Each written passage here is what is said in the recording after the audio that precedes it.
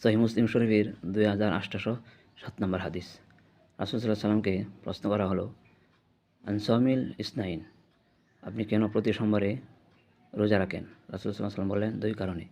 এক নম্বর কারণ হলো আফিহি উলিদতু, এই মাসে সোমবারে, রবিউল আউয়াল মাসে সোমবারে আমার জন্ম হয়েছে, জন্মের শুকরিয়া হিসেবে রোজা রাখি।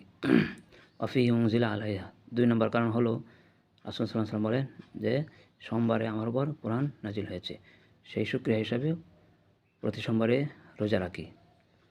এখন বর্তমানে যারা ঈদে মিলাদুন্নবী পালন করে সোমবারে 12ই রবিউল আউয়ালে, রাসূলের সাথে তাদের কোনো সম্পর্ক নাই, রাসূলের আমলের সাথে তাদের আমলের কোনো মিল নাই।